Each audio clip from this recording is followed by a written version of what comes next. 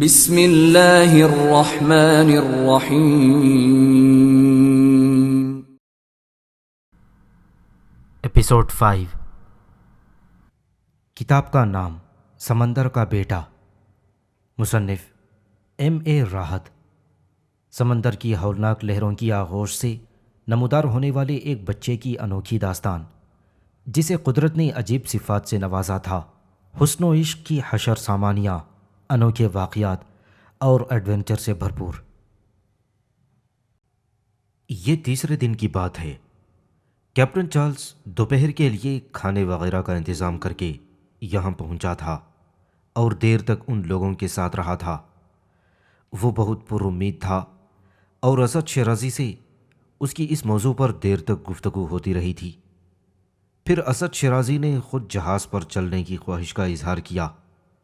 Captain Charles نے گہرے پانی میں ایک انوکھا منظر دیکھا اور اتنا حیران ہوا کہ اس نے ایک دم سٹیمر کا انجن بند کر دیا۔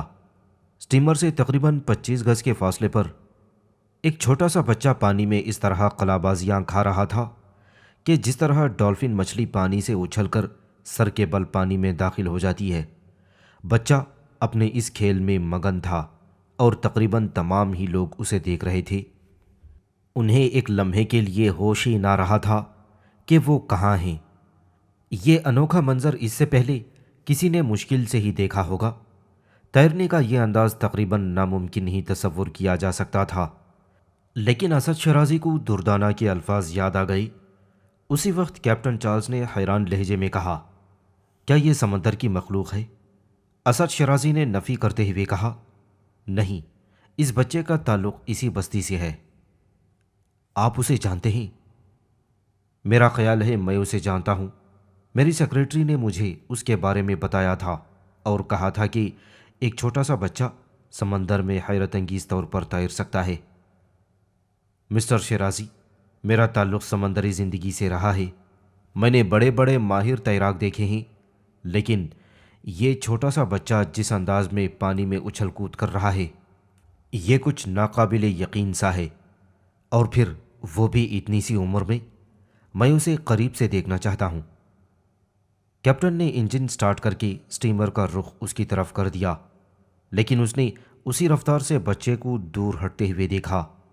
وہ پانی میں تیز رفتاری سے آگے جا رہا تھا اور اس کی گردن پانی سے باہر تھی، لیکن سٹیمر کی رفتار تیز ترین ہونے کے باوجود سٹیمر بچے تک نہ پہنچ سکا اور اسد شیرازی ہی نے کپتان کو متوجہ کیا۔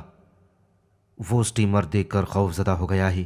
کیپٹن، میرا خیال ہے اس کا تعاقب مت کرو، ورنہ وہ زیادہ گہرے پانی میں پہنچ جائے گا۔ چھوٹا سا بچہ ہے، کہیں ایسا نہ ہو کہ آگے اس سے تیرا نہ جا سکے۔ اوہ ٹھیک ہے۔ کیپٹن چونک پڑا، پھر چاروں طرف دیکھتا ہوا بولا، لیکن مسٹر شیرازی، وہ تو بہت گہرائی میں جا چکا ہے۔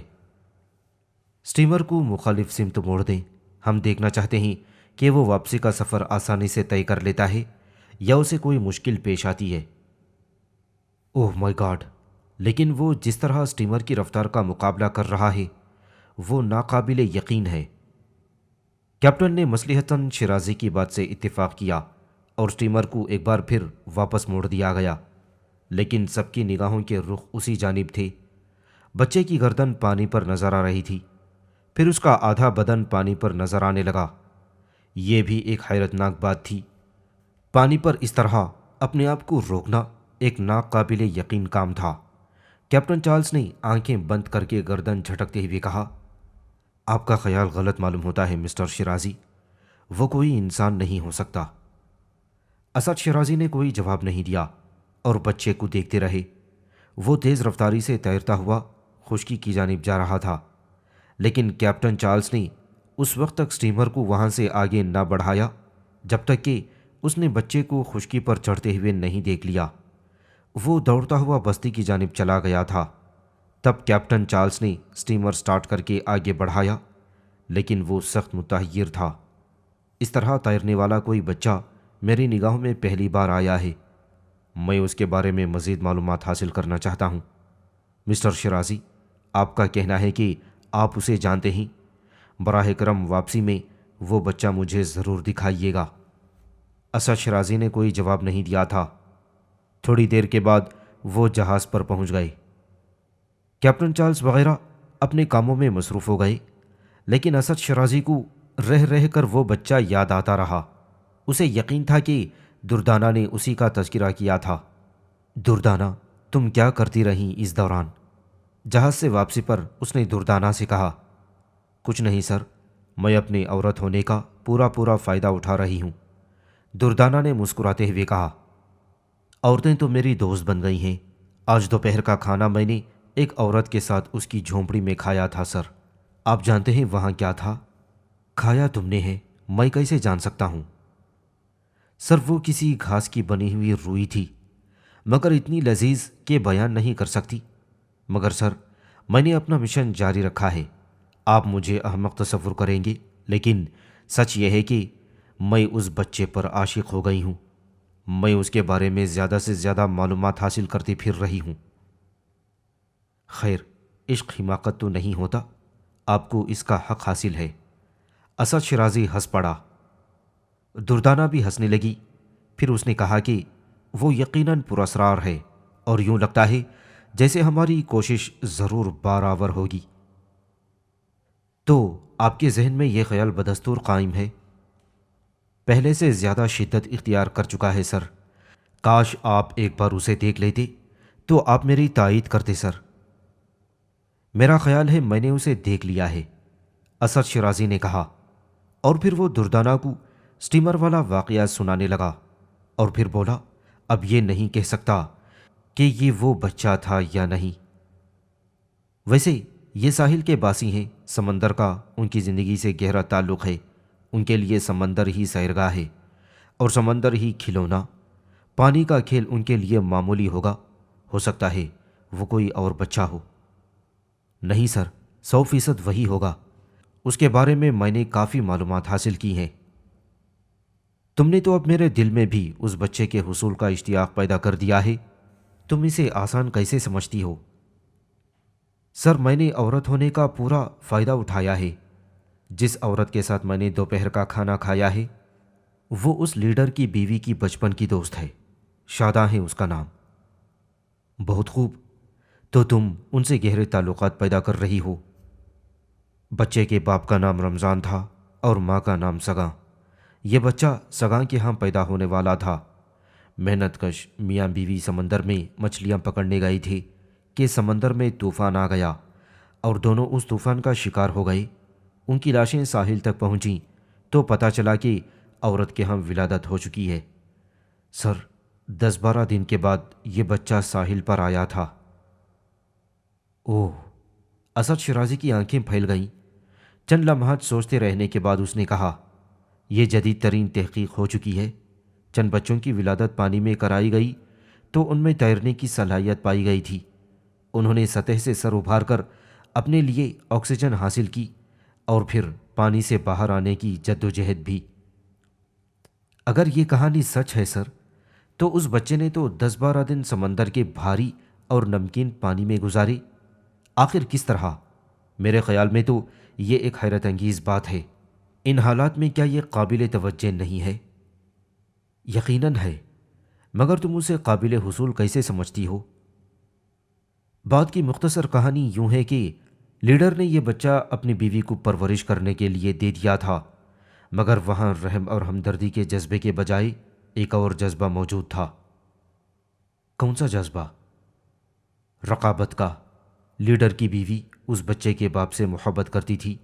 وہ بہت خوبصورت تھا، اور ازراہ رحم اس نے ایک بدشکل اور لاوارث لڑکی سے شادی کر کے لیڈر کی بیوی کو ٹھکرا دیا تھا۔ اس طرح اس بچے سے اس سے نفرت کا احساس ہوا، اور وہ اس پر بالکل توجہ نہیں دیتی۔ بچہ قدرتی طور پر پروان چڑھ رہا ہے۔ دردانہ، میں اسے دیکھنا چاہتا ہوں۔ میں نے اسے سمندر میں بہت دور سے دیکھا ہے۔ ضرور سر، یہ مشکل نہ ہوگا۔ آؤ چلتے ہیں، اسد شرازی نے کہا، اور وہ بچے کی تلاش میں چل پڑے۔ غلام سے ملاقات ہو گئی اور اسد شرازی نے غلام سے کہا، مسٹر غلام، سنا ہے تم اس بچے کی پرورش کر رہے ہو جس کے ماں باپ طوفان میں ہلاک ہو گئے تھے؟ ہاں صاحب، وہ ہمارا دوست تھا، رمضان۔ بڑا بانکا جوان، سمندر کی لہریں اس کے بازوؤں سے ڈرتی تھیں، مگر طوفان سے ہار گیا۔ کہاں ہے وہ بچہ؟ میں اسے دیکھنا چاہتا ہوں، اسد شرازی نے کہا، اور غلام نے آواز لگائی، جانو، اری جانو، باہر آؤ۔ اور جانو باہر آ گئی۔ شابان کہاں ہے؟ بلا اسے۔ گھر میں رہتا ہے وہ، کہیں مر رہا ہوگا۔ اس پر غلام کس مسا کر رہ گیا۔ وہ بولا، میں اسے تلاش کر کے لاتا ہوں صاحب، کہیں کھیل رہا ہوگا۔ جانو ناکسی کوڑ کر اندر چلی گئی تھی۔ بعد میں تلاش کر لینا، کوئی اور اولاد ہے تمہاری؟ نہیں صاحب، مالک نے ابھی کرم نہیں کیا۔ تب تو تمہیں اس بچے سے بہت محبت ہوگی۔ بس صاحب، بن ماں باپ کے بچہ ہے، گھر والی ٹیڑھے مزاج کی ہے، زیادہ خیال نہیں رکھتی، اور وہ تو شکر ہے کہ اس کے ہاں کوئی اولاد نہیں ہوئی، ورنہ زیادہ مٹی خراب ہو جاتی بیچارے کی۔ اور جب کبھی ایسا ہوا تو بھی… ایک بات کہنا چاہتا ہوں غلام، برا تو نہیں مانو گے؟ کیا ہے صاحب؟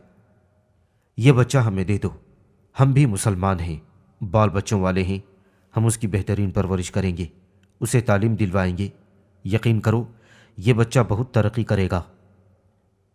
آپ کیا کریں گے اس کا صاحب؟ بس وہ ہمیں بہت اچھا لگا ہے، برا مت ماننا، ہم تمہیں 10,000 روپیے بھی دے سکتے ہیں۔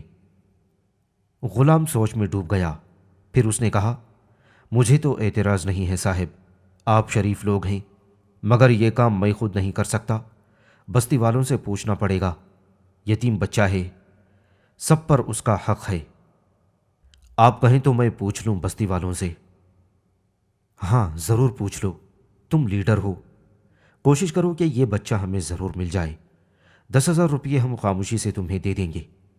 اسد شرازی نے کہا، آپ نے دوبارہ یہ بات کہہ دی ہے صاحب، تیسری بار نہ کہنا، آپ کو اللہ کا واسطہ، ہم نے 10,000 روپیے اکٹھے کبھی نہیں دیکھے صاحب، دیکھنا بھی نہیں چاہتے، پیسہ ایمان خراب کر دیتا ہے، ہماری روزی کا حساب سمندر سے ہے، اور سمندر بہت بڑا ہے، وہ سینکڑوں سال سے روزی دیتا ہے، اور وہی روزی ہمیں راس آتی ہے۔ اور پھر صاحب ہم بچے بیچتے نہیں ہیں، وہ رمضان کی اولاد ہے، اس کا قرض ہے ہم پر، اس کی روح کیا سوچے گی؟ آپ نے بچے کی اچھی پرورش اور اس کی تعلیم کی بات کی ہے، وہ بات اچھی ہے، ہم بستی والوں سے بھی کہیں گے، پیسوں کی بات مت کرو۔ ٹھیک ہے غلام، تمہاری مرضی، اسد شرازی نے کسی قدر خجل ہو کر کہا تھا۔ شام کے 7 بجے تھے، دردانہ اور شرازی پکے ٹیلے کی طرف جا رہے تھے۔ وہاں دردانہ نے شابان کو دیکھا، چت لیٹا ہوا تھا اور آنکھیں بند تھیں۔ دردانہ اسے دیکھ کر چونک پڑی۔ سر، وہ بچہ ہے، دردانہ نے اشارہ کیا، اور دونوں دبے قدموں اس کے پاس آ گئے۔ ہاں یہی تھا، اسد شرازی نے کہا، مگر وہ چونک پڑا۔ دوسرے لمحے وہ گھٹنوں کے بل بیٹھ کر اسے دیکھنے لگا۔ دردانہ بھی پاس آ گئی تھی۔ اسد شرازی کی گھٹی گھٹی آواز ابھری، دردانہ۔ جی سر، کیا بات ہے؟ اوہ دردانہ، اس کا تنفس بند ہے، یہ سانس نہیں لے رہا۔ اوہ، دردانہ اچھل پڑی، دیکھو اس کا سینہ ساکت ہے، اور سانس بھی نہیں چل رہا۔ اوہ میرے خدا، یہ کیا ہوا؟ دردانہ کی آواز بھرا گئی، کسی کو بلاؤ، یہ کیسے ہو گیا؟ اسد شرازی نے کہا، اور دردانہ جلدی سے کھڑی ہو گئی۔ وہ متوحش انداز میں مڑی، اور دوسرے لمحے اس کے حلق سے ایک ڈری ڈری آواز نکل گئی۔ وہ چہرہ ہی ڈراؤنا تھا، پورے چہرے پر جھریاں لٹک رہی تھیں، لباس کی شکل میں چیتھڑے جھول رہے تھے، سر پر میلی پٹی بندھی ہوئی تھی، ہاتھ میں ایک موٹی لکڑی تھی جس میں گھنگرالو کوڑیاں اور نہ جانے کیا کیا لٹکا ہوا تھا، اور آنکھیں، بس وہ آنکھیں ہی تھیں جو یہ ظاہر کر رہی تھیں کہ وہ کچھ اور ہے۔ اسد شرازی نے بھی اسے دیکھ لیا تھا۔ خوفناک عورت نے نرم لہجے میں کہا، جاؤ، تم جاؤ، سب ٹھیک ہو جائے گا۔ اس نے ڈنڈا 2 بار زمین پر پٹخا، اور اسد شرازی کھڑا ہو گیا۔ سب ٹھیک ہے، تم جاؤ، عورت نے پھر کہا، اور اسد شرازی نے دردانہ کا ہاتھ پکڑ لیا۔ پھر وہ اسے لے کر وہاں سے چل پڑا۔ اوہ، کس قدر خوفناک شکل تھی! کون تھی وہ؟ میں نہیں جانتا، مگر غلام کو بتانا ضروری ہے۔ غلام کو صورتحال پتہ چلی تو اس نے کہا کہ وہ مائی ماچھی ہے، اس بستی کی سب سے معمر عورت۔ مگر وہ بچہ؟ وہ کہتی ہے سب ٹھیک ہے۔ تو پھر سب ٹھیک ہے صاحب، تم جا کر دیکھو تو صحیح۔ نہیں صاحب، یہ ٹھیک نہ ہوگا، غلام نے جھجکتے ہوئے کہا۔ اس سے زیادہ اس نے مائی ماچھی کے بارے میں کچھ نہیں بتایا تھا، لیکن وہ دونوں بے چین رہے تھے۔ دوسرے دن انہوں نے بچے کو حسب معمول کلیلیں بھرتے ہوئے دیکھا۔ اسی دن غلام نے خصوصاً ان دونوں کو اپنی پنچایت میں بلا لیا۔ چچا مستان نے پوچھا، کیا تم بے اولاد ہو صاحب؟ یوں تو میرے بہت سے عزیز و اقارب میرے ساتھ رہتے ہیں، بابا جی ان کے بچے بھی ہیں، مگر میں نے شادی نہیں کی، اس لیے اولاد کا سوال ہی پیدا نہیں ہوتا۔ کیا تم اس بچے کو پالو گی؟ ہاں بابا صاحب، میں اسے بہترین زندگی دوں گا، میرے پاس خدا کا دیا ہوا سب کچھ ہے۔ قسم کھاؤ کہ اسے کوئی تکلیف نہ ہوگی۔ میں قسم کھاتا ہوں، جب بھی تمہیں وقت ملے ایک بار اسے یہاں ضرور لانا۔ میں وعدہ کرتا ہوں بابا صاحب۔ تب ہم اسے تمہارے حوالے کرنے کے لیے تیار ہیں۔ تمام لوگوں نے اس فیصلے سے اتفاق کر لیا۔ سب سے زیادہ خوش دردانہ تھی۔ یہ ایڈونچر تم نے کر تو لیا ہے دردانہ، مگر بچہ کچھ سمجھ میں نہ آنے والا ہے، اس کا خیال رکھنا ہوگا، اسد شیرازی نے کہا۔ سر، یہ ذمہ داری آپ مجھ پر چھوڑ دیں، دردانہ نے مسرور لہجے میں کہا۔ ایک ہفتہ گزر گیا تھا، پھر ایک صبح 2 جہاز سمندر میں دیکھے گئے جو اسی سمت آ رہے تھے۔ قریب آنے کے بعد ان دونوں جہازوں پر سے سٹیمر پانی میں اتارے گئے اور وہ جہاز کی طرف چل پڑے۔ بہت سے لوگ سیڑھیوں کے ذریعے جہاز پر پہنچ گئے تھے، ان میں بحریہ کے حکام بھی تھے۔ کپتان چارلس نے انہیں صورتحال بتائی اور پھر جہاز سے مسافر سٹیمرز کے ذریعے ان جہازوں پر منتقل ہونے لگے۔ بستی میں موجود لوگوں نے بھی تیاریاں شروع کر دی تھیں۔ دردانہ اس دوران شعبان سے مسلسل دوستی کرنے میں مصروف تھی اور معصوم بچہ اس سے مانوس ہو چکا تھا۔ شعبان، تم میرے ساتھ اس جہاز پر چلو گے؟ اس نے کہا۔ ہاں، مجھے چلنا ہے۔ کیا مطلب؟ میں تمہارے ساتھ چلوں گا، اس نے آہستہ سے کہا۔ تم اس چھوٹی سی بستی میں رہتے ہو، میں تمہیں جہاں لے جا رہی ہوں وہاں بہت بڑے بڑے گھر ہیں، کاریں ہیں اور بہت سی چیزیں ہیں، کیا تم انہیں دیکھنا چاہو گی؟ ہاں ضرور۔ تمہیں یہ بستی چھوڑتے ہوئے دکھ تو نہیں ہوگا؟ نہیں۔ اچھا ایک بات بتاؤ، یہاں تمہیں سب سے اچھا کون لگتا ہے، غلام، جانو یا تمہارا کوئی دوست؟ وہاں جا کر تم کس کو یاد کرو گے؟ مائی ماچھی کو، اس نے حسب عادت مسکراتے ہوئے کہا۔ کسے؟ دردانہ نے تعجب سے پوچھا۔ مائی ماچھی؟ اوہ میرے خدا، وہ تمہیں سب سے اچھی لگتی ہے؟ وہ سب سے اچھی لگتی ہے، شعبان نے جواب دیا، اور دردانہ تعجب سے گردن ہلانے لگی۔ بہرحال تیاریاں مکمل ہو گئی تھیں۔ شعبان سے کسی نے کسی قسم کا اظہار نہیں کیا تھا اور دردانہ اور اسد شیرازی اسے ساتھ لے کر چل پڑے تھے۔ سٹیمر نے انہیں آنے والے امدادی جہازوں میں سے ایک پر پہنچا دیا تھا۔ انہیں اسی بندرگاہ پر لے جایا جا رہا تھا جہاں سے یہ لوگ اس جہاز پر سوار ہوئے تھے۔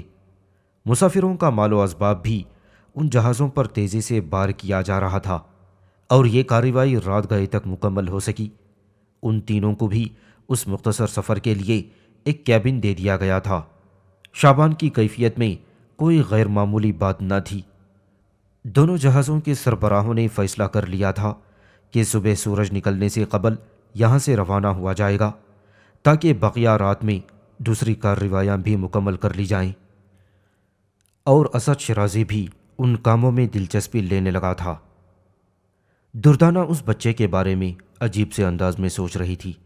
وہ بھی اس دنیا میں تنہا تھی، اس کی زندگی کی کہانی بھی ان بے شمار کہانیوں سے مختلف نہیں تھی جو اس دنیا میں بکھری ہوئی ہیں۔